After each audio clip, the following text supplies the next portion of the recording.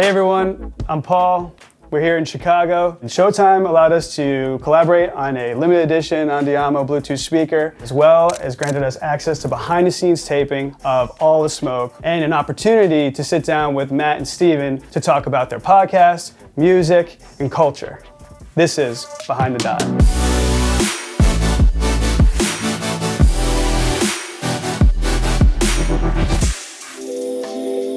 First of all, congrats on the podcast, on the taping, Showtime. Appreciate it. You guys, NBA veterans, champions. Did you ever think you were going to be doing a podcast together? Like, where did this come about? How did it even? Honestly, we both were working for Fox and ESPN at the time and get a lot of positive feedback from, on social media. We were at my house up in the Bay one time, and I just said, we need to do something together. What can we do together? How can our voices need to be heard together, unfiltered, uncensored, from the cuff. And we thought about doing this. And then I met Eric, who was one of our producers, through the DeMarcus Cousins doc. And he's like, I heard you want to do a podcast. I'm like, oh, how'd you hear that? I didn't even know what what are you talking about? He's like, well, I got some people at Showtime you need to meet, and they took a chance on us. And, we're 15 in, and, one of the best ones out there doing it. Yeah, I was talking with Luke, and we were saying that you guys have the best athlete-hosted podcast going. You guys should be proud of that.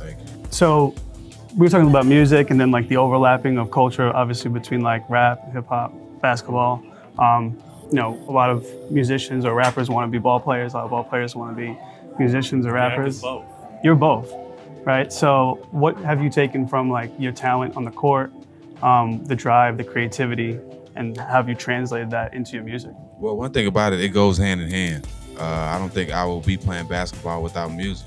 Music is a lot of times gives you the soundtrack or the motivation or just to put you in the mind space where you need to be great.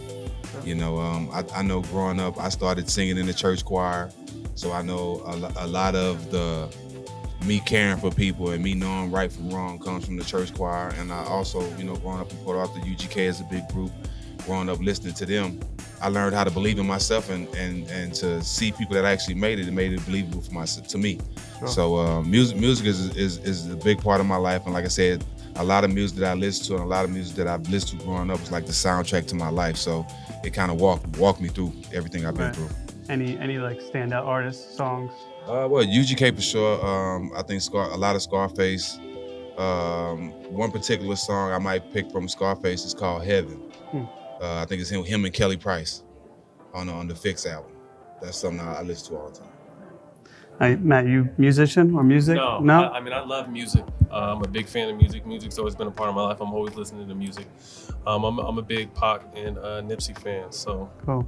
Whatever the occasion, whatever the moment is, I'm usually listening to those. He's definitely a student of music, though. He might not rap, but he's a student of music. So they say there's no chance of you guys getting on a track together. No. You can get somebody else. Nah, not me. I'll be in the studio smoking while they're doing, but I'm not rapping. I respect it too much to be able to, do some shit like that. So, both you guys had championships, getting out there playing, you were talking a little bit today about the pressure, all of that.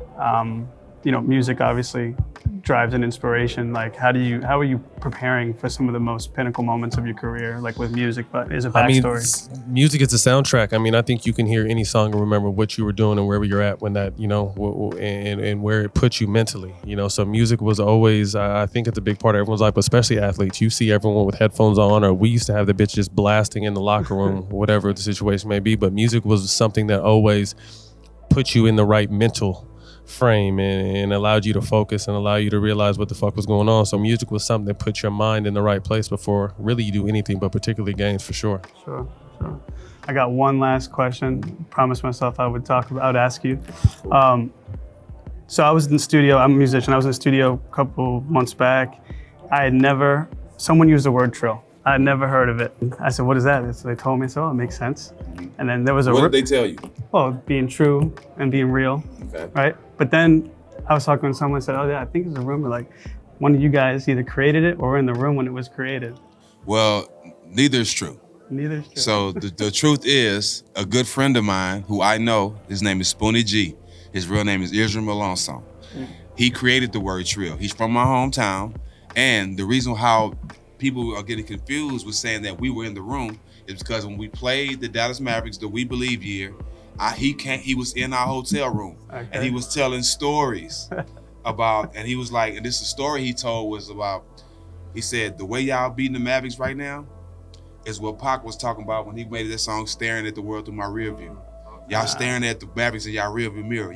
So this guy that created the word trill spoke to our whole team. So that's why they think that we were in the room. Yeah. But I actually know this guy that created the word trill. And actually, all the people that using the word need to send him some money or put him in your video or something. His name is Israel Alonso. Actually, to be honest with you, he was homeless at one point.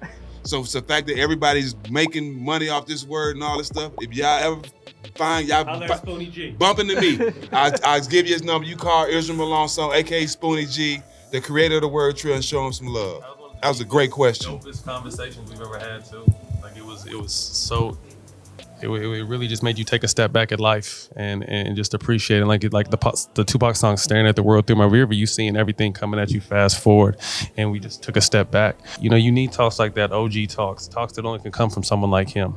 You know what I mean? So it doesn't surprise me that he created the word that is in everyday slang now, but it came from a regular dude sitting and talking, to a bunch of basketball players about life. So it was dope. Awesome. Well, thanks guys, man, for appreciate it, man. Chat with you. Thank you guys. Good luck on the show. Best of luck with everything. Tivoli Audio hanging with Mr. Cooper. Ooh.